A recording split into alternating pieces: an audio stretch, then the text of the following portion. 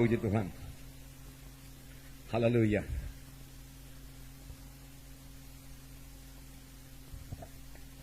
Puji Tuhan buat Roh Kudus yang sudah hadir di tengah-tengah kita. Dan kita boleh berharap, boleh beriman banyak perkara. Kalau memang Roh Kudus hadir di tengah-tengah kita. Amin, saudara. Di mana ada Roh Tuhan sudah ada kebebasan. Roh Tuhan menghidupkan tubuh-tubuh yang fana ini. Tubuh kita yang fana. Roh Kudus ada dalam saudara, Roh Kudus ada dalam saya. Roh Kudus tidak tinggal diam, saudara. Roh Kudus menjamah tubuh saudara, Roh Kudus menjamah tubuh saya. Sehingga sekarang anggota tubuh saya berfungsi dengan baik. Anggota tubuh saudara berfungsi dengan baik. Karena Roh Kudus tinggal dalam saudara. Roh Kudus menjamah tubuh saudara. Roh Kudus memperbaiki tubuh saudara. Mana yang rusak oleh dosa, dia perbaiki. Mana yang rusak oleh setan, dia perbaiki. Untuk itu Roh Kudus diberikan kepada kita. Amin, saudara. Haleluya. Haleluya. Ya. Itu pekerjaan Roh Kudus. Sampai sekarang. Sampai kita nanti beroleh tubuh kebangkitan. Yang luar biasa daripada Tuhan. Sekarang ini tubuh kita ini, saudaraku, belum tubuh kebangkitan, belum tubuh yang mulia. Tapi saudaraku, sebagai anak-anak Tuhan, tubuh kita ini biar dikuasai oleh Roh Tuhan. Kalau tubuh kita dikuasai oleh Roh Tuhan, kita kuat, kita sehat, kita berkemenangan. Dan penyakit saudaraku tidak berkuasa atas kita, saudara. Puji Tuhan. Nah, saudara yang kasih dalam nama Yesus, oleh sebab itu kita perlu memiliki persekutuan yang erat dengan Roh Kudus. Rasakan selalu kehadiran Roh Kudus dalam hati saudara. Karena dia tinggal dalam saudara. Anugerah Tuhan Yesus Kristus, kasih Allah Bapa dan persekutuan Roh Kudus adalah menyertai saudara sekalian. Bersekutu dengan Roh Kudus. Dengar suara Roh Kudus.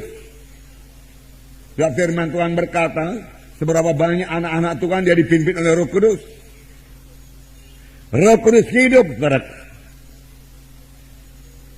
Dia berkata-kata, sama sebagaimana Yesus berkata-kata, Roh Kudus berkata-kata kepada saudara. Dan kita perlu mematuhinya. Firman Tuhan berkata, pada hari ini kalau kamu mendengar suaranya, janganlah kamu mengeraskan hatimu. Patuhi suara Roh Kudus, membawa kemenangan pada saudara. Membawa kehidupan pada saudara. Membawa keberhasilan kepada saudara. Membawa kuasa kepada saudara. Membawa urapan kepada saudara. Amin. Haleluya. Membawa kesembuhan bagi saudara. Haleluya. Oh, haleluya Yesus. Syukur Tuhan. Haleluya. Luar biasa Roh Kudus. Sepanjang saudara membiarkan dia memimpin saudara. Luar biasa pekerjaan dalam hidup saudara. Sepanjang saudara biarkan padaku dia menguasai saudara. Maka dia akan mengerjakan perkara yang besar dalam saudara.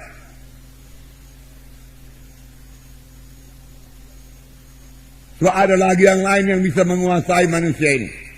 Ada lagi yang lain yang bisa menguasai anak-anak Tuhan yang sudah lahir baru.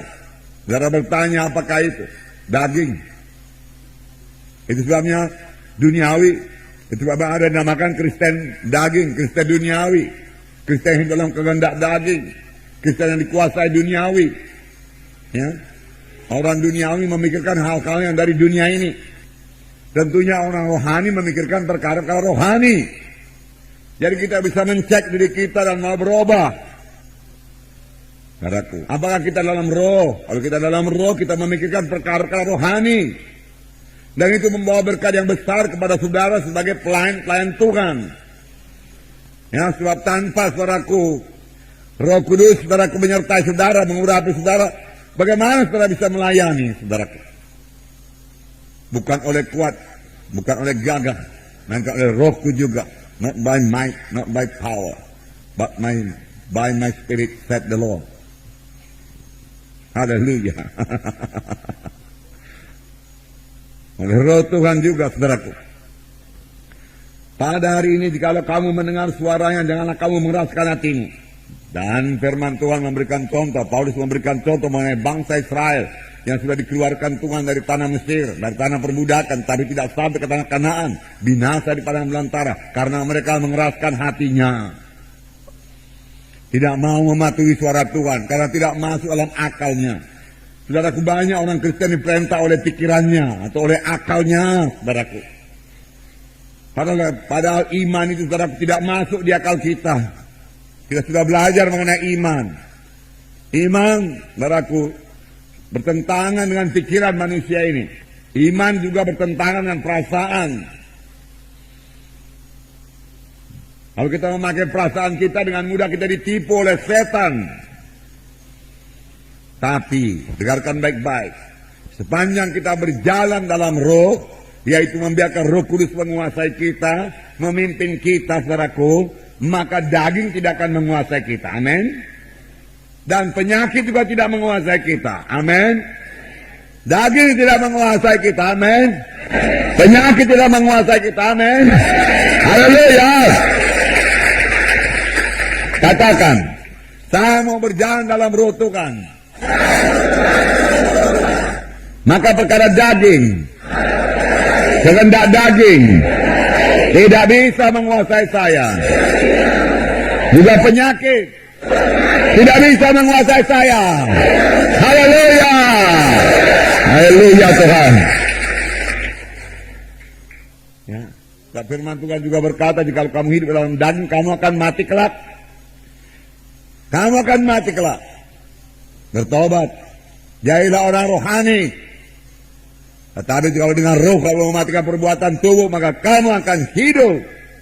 Saudaraku, saudara, dengan roh Tuhan yang bersatu dengan roh kita pada waktu kita lahir baru. Amin.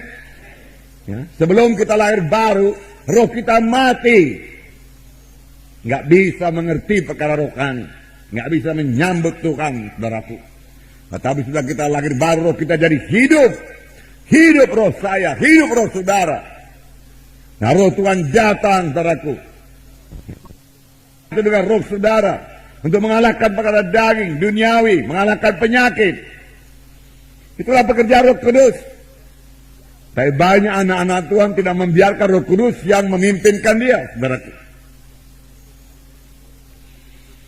Banyak anak-anak Tuhan masih dipimpin oleh pikirannya, perasaannya, saudaraku.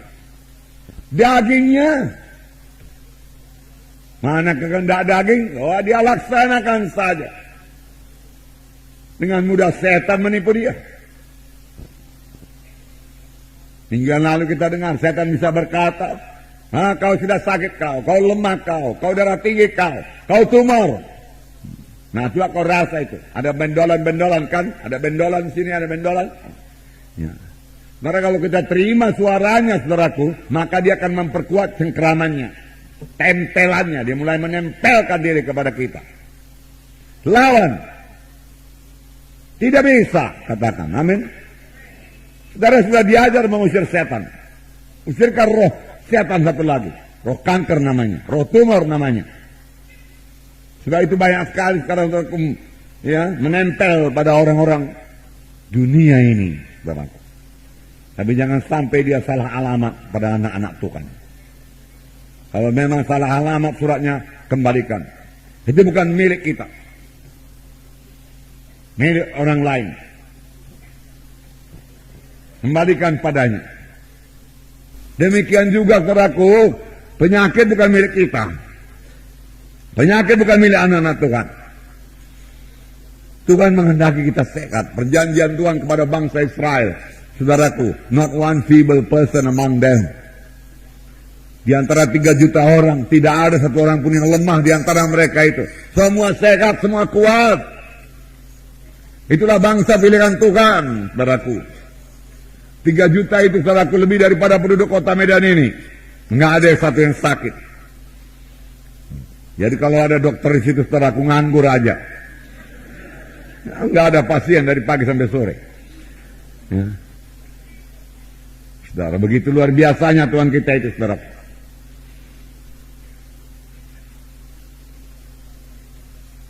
Tapi Tuhan juga berkata, dia akan mendatangkan bagi semua musuhmu. Nanti kita baca ayatnya kalau sempat. Makanya jangan jangan memusuhi tubuh Kristus. Penyakit datang, saudaraku. Hati-hati. Kalau Roh Kudus menguasai tubuh kita, Roh Kudus menguasai pikiran kita, Roh Kudus menguasai perasaan kita, saudaraku. Roh Kudus menguasai jiwa kita, saudara, maka penyakit tidak berkuasa atas kita. Mengapa, saudaraku? Karena penyakit, saudaraku, hanya berkuasa atas tubuh dan atas jiwa, saudaraku. Makanya ada orang sakit pikiran, saudaraku. Makanya ada orang stres, frustrasi. Makanya ada orang, saudaraku, sakit di tubuhnya, saudaraku, ya, sakit kanker lah, sakit jantung lah, darah tinggi lah, segala macam, saudaraku. Tetapi, saudaraku, setan tidak bisa menjamah roh saya, roh saudara tidak bisa dijamahnya. Kalau roh yang sudah lahir baru itu kuat, berkuasa, apalagi dibaptis dengan roh Tuhan, saudaraku. Roh Tuhan memenuhkan saudara, kuat itu roh Tuhan itu. Tapi kerap kali roh Tuhan nggak dibiarkan bekerja. Roh Tuhan itu dikungkung, ditutup, saudaraku, sama roh daging, saudara, kita katakan, sama pikiran manusia, saudara. Sehingga dia seolah-olah seperti tertidur saja, tidak berkuasa, saudara. Lalu datanglah penyakit, saudara, masuk, saudara. Ada hamba-hamba Tuhan, saudara baca, kalau saudara baca majalah Hygenitis, saudara, dia umurnya sekitar 80 tahun lebih, saudaraku, dan selamat pada umur 15 tahun barangkali. Jadi sudah ada kira-kira 65 tahun, saudaraku, selamat, saudaraku, atau 70 tahun selamat. Satu hari pun nggak pernah sakit. Kalau sakit kepala saja, satu hari nggak pernah sakit. Dia betul-betul berjalan dalam roh Tuhan. Tahu hamba Tuhan John G. Lake, saudaraku, di Afrika waktu itu wabah kolera, saudaraku, yang menjalar ke daerah itu, saudaraku, menyebar ke daerah itu, saudaraku. Banyak orang mati. Nah, lalu, saudaraku, yang mati itu mulutnya berbuih. Minta bantuan dari Inggris, bantuan tidak segera datang. Kemudian setelah datang bantuan, selidik memang itu penyakit yang ganas sekali. Lalu diselidik bahwa saya dalam air liur orang itu terdapat ribuan jutaan kuman, saudaraku, yang mudah menyebar, saudaraku. Lalu dokter-dokter Inggris berkata kepada hamba Tuhan John Lake ini, John G. Lake, saudaraku, ya, supaya dia juga memakai imunisasi. Kami sudah menyediakan imunisasi. Dia katakan saya tidak perlu imunisasi. Ya. Oh, apa kau lihatlah, apa kau tidak lihat begini banyak kuman-kuman dalam air liur orang ini, dia katakan. Iya, saya lihat, dia katakan. Tapi coba taruh di tangan saya, dia katakan. Taruh di tangannya. Oke. Kemudian periksa di bawah mikroskop. Apa yang terjadi, saudaraku? Kuman-kuman virus-virus itu mati. Tidak tahan di tubuh hamba Tuhan atau anak Tuhan yang penuh dengan Roh Kudus. Haleluya.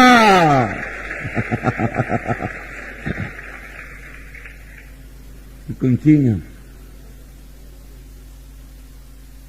penuh dengan Roh Kudus. Luar biasa Roh Kudus, saudaraku. Luar biasa. Setelah itu biar kita senantiasa penuh dengan Roh Kudus. Gini itu, saudaraku, begitu tua, saudaraku. Saya melihat di sini, saudaraku, baru ini datang dari Prince, 85 tahun juga sehat, saudaraku. 85 tahun. Haleluya. Nah, saudaraku, bagaimana? Setan itu bagaimana menyerang? Dari perasaan, dari panca indera, dari pikiran. Dia suntik, tap. Dia serang, tap. Saudaraku. Lalu kita merasa sakit. Memang ada perasaan sakit. Tapi kita terima apa tidak? Itu. Banyak yang terima saja. Mengakui lagi, diakui lagi apa dikatakan setan. Memang saya sudah sakit, katanya. Ya. Diterima paketnya, tanda tangan di tanah terima. Oke. Silakan menderita, setan berkata. Nah, tolak. Saudara bisa mengusir setan? Bisa. Berani mengusir setan? Nah, minggu yang lewat kita katakan penyakit dari setan. Oleh sebab itu, usir karya penyakit Bisa enggak? Apa enggak? Mengusir penyakit? Bisa. Jangan terima, usir ke roh penyakit. Jangan katakan wajar ya itu sakit, namanya manusia. Memang manusia, saudaraku. Tapi saudara anak Tuhan. Kalau saudara renungkan di hadapan Tuhan, wajarkah saya sebagai anakmu sakit Tuhan? Apa kerja Tuhan? Bola. Dang boy.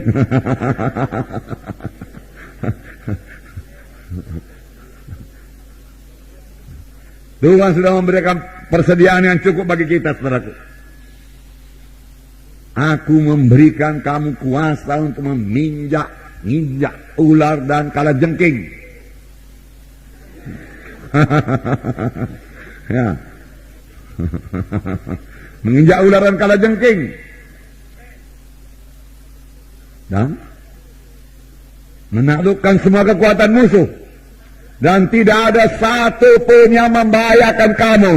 Tidak ada satu pun yang memberi bahaya padamu. Haleluya. Tidak ada satu. Tidak ada satu memberi bahaya kepada saudara. Sepanjang saudara dalam roh Tuhan. Jangan pula ikuti upacaranya. Nah, kalau saudara ikuti upacaranya, terbukalah pintu sama setan. Datang dia menempel dia, saudara. Kalau setan yang menempel, enggak ada yang baik daripadanya. Namanya bu setan. Makanya kalau orang tua marah kepada anaknya, setan katanya. Walaupun itu sangat salah. Jangan bilang anak kita setan. Ucapan itu bisa ditangkap setan. Merupakan jalan baginya, saudaraku, untuk menyiksa anak itu, saudara. Kasihan anak itu. Saudara mau anak saudara berhasil, berkati anak saudara. Berkati. Jangan sekali-kali mengucapkan kutuk kepada anak kita. Berkat, ucapkan berkat selalu.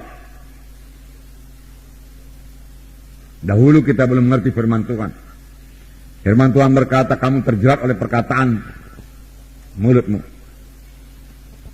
Sekarang tidak lagi. Dia tidak mau terjerat lagi. Kita ucapkan perkataan yang baik bagi anak kita. Perkataan yang menang bagi anak kita.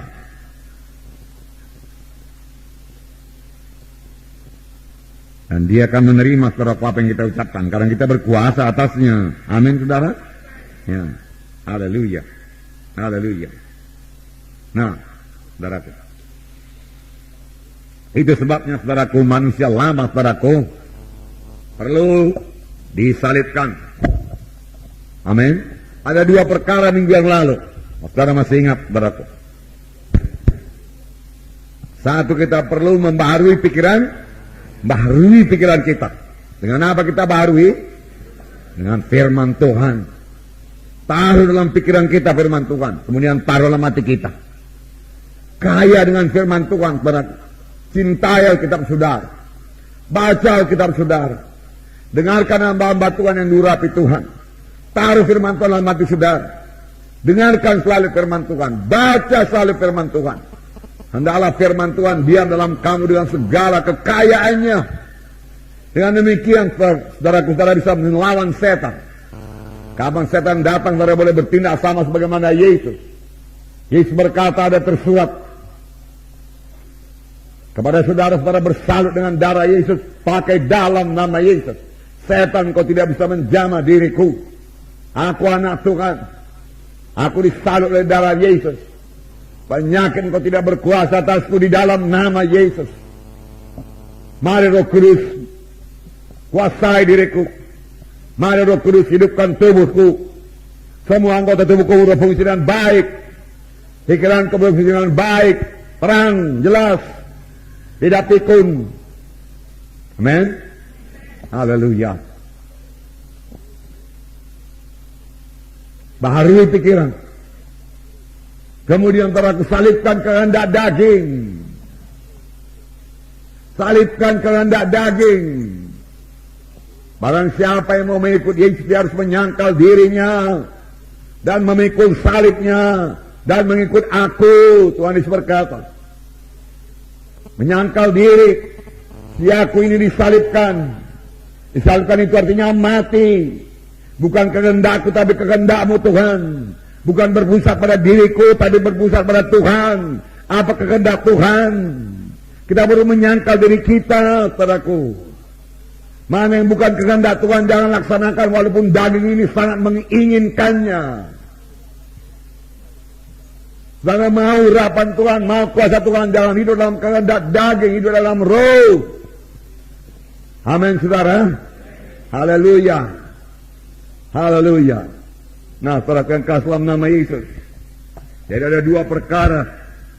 Ya, saya ulangi lagi, saudaraku. Ya, pikiran kita, pertama pikiran dibaharui dengan firman Tuhan, betul? Baharui dengan firman Tuhan, saudaraku. Manusia lama disalibkan. Ada beberapa, salah satu cara menyalibkan manusia lama yaitu dengan berdoa dalam Roh Kudus. Penuh dengan Roh Kudus dan berdoa dalam Roh Kudus. Berdoa dengan pimpinan Roh Kudus. Berdoa dengan memberikan Roh Kudus memimpin kita berdoa. Biasanya ini doa syafaat, berdoa pada orang lain. Saudaraku, itu mematikan, saudaraku, kehendak daging kita ini, karena kita mulai tidak mementingkan diri kita sendiri, kita mulai mengasihi orang lain ketika kita berdoa bagi orang lain itu, saudara. Amin. Ya, itu doa syafaat. Kalau saudara mau doa syafaat, saudara didengarkan Tuhan dan dijawab Tuhan, saudara harus lebih dahulu mengasihi orang itu, mengasihi Tuhan, mengasihi maksud Tuhan, saudara, supaya jadi dalam orang itu, saudara. Ayatnya saudara sudah kita baca waktu itu, saudaraku, dalam buku Efesus, saya ulangi Efesus 6:18, dikatakan dalam segala doa dan permohonan berdoalah setiap waktu dalam roh dan berjaga-jagalah dalam doamu itu dengan permohonan yang tak putus-putusnya untuk segala orang kudus. Kalau manusia tidak bisa melaksanakan ini, saudaraku, hanya Roh Kudus yang bisa melaksanakannya. Bagaimana saudara berdoa tidak putus-putusnya? Bagaimana saudara berjaga-jaga senantiasa dalam doa saudara? Permohonan tak putus-putusnya untuk segala orang kudus, untuk hamba-hamba Tuhan, untuk pelayan-pelayan Tuhan, untuk anak-anak Tuhan, dalam kelompok saudara. Tapi ke dalam firman Tuhan, saudaraku, ya dikatakan kalau jiwa-jiwa mau bertambah, saudaraku, maka Sion harus bergumul dalam pergumulan rohani. Ketika Sion bergumul, maka lahirlah anak-anaknya. Saudara mau jiwa-jiwa bertambah dalam kelompok saudara, saudara berdoa buat keselamatan jiwa-jiwa. Dengan doa yang dipimpin Roh Kudus, dengan doa yang sungguh-sungguh kepada Tuhan. Saudara mau jiwa-jiwa berubah, bertambah-tambah dewasa. Paulus berkata, ya, aku merasakan lagi sakit beranak untuk mendewasakan kamu, supaya rupa Kristus jadi padamu. Jadi untuk mendewasakan jiwa-jiwa juga perlu doa. Doa. Oleh sebab itu firman Tuhan berkata, berdoa senantiasa. Roh Kudus boleh berdoa senantiasa dalam kita. Biarkan dia berdoa, kita mendengar. Amin. Kita mengaminkan padaku. Sehingga kita juga dalam roh berdoa. Amin. Ya. Itu banyak Roh Kudus, saudaraku. Dalam Judas, saudaraku. Kita baca itu. 1 Yohanes, 2 Yohanes, 3 Yohanes, Judas. Ayat 20. Akan tetapi kamu, saudara-saudaraku yang kekasih, bangunkanlah dirimu sendiri di atas dasar imanmu yang paling suci, dan berdoalah dalam Roh Kudus. Berdoalah dalam Roh Kudus. Roh Kudus mau memimpin saudara dalam doa. Betul, haleluya. Betul. Tetapi juga Roh Kudus mau berdoa melalui saudara. Setara dengan kehendak Tuhan. Karena Roma 8 berkata 26-27, kita tidak tahu apa yang harus kita doakan. Tapi Roh Kudus itu berdoa melalui kita dengan keluh kesah yang tidak terkatakan. Dan Allah Bapa mengetahui maksud roh itu. Amin. Ya. Biarkan Roh Kudus berdoa melalui saudara. Saudara lihat hasilnya jauh lebih besar daripada saudara berdoa dengan akal saudara. Biarkan Roh Kudus menyerah kepada Roh Kudus. Aku tidak tahu Roh Kudus apa harus kudoakan. Biarlah kau berdoa melalui Roh Kudus. Dan dalam menyediakan firman Tuhan, aku tidak tahu Roh Kudus apa harus kusampaikan. Tapi kau mengetahui apa kebutuhan jiwa-jiwa. Roh Kudus, tolong saya Roh Kudus. Aku tidak tahu bagaimana berkhotbah pantasnya Roh Kudus. Roh Kudus, kau mengurapi firman-Mu, kau membubuhkan firman mulutku dalam hatiku. Bersandar pada Roh Kudus. Tapi jangan pula tanpa persediaan. Siapkan diri saudara. Kadang-kadang salah mengandalkan Roh Kudus. Dia mengandalkan Roh Kudus, tapi miskin kali daripada firman Tuhan. Roh Kudus hanya bicara, mari berikan firman Tuhan, mana kesembuhan. Saudara harus menyusup sendiri. Nah, saudaraku. Minggu yang lalu kita katakan juga penyakit adalah perkara rohani. Katakan, penyakit adalah perkara rohani. Karena penyakit berasal daripada roh setan. Ya. Roh. Jadi saudaraku, penyakit itu perkara roh. Perkara roh yang menempel, perkara roh yang menaruhkan, yang apa namanya itu? Ya. Yang menaruhkan bibit penyakit, saudaraku. Oleh sebab itu, sirka roh penyakit.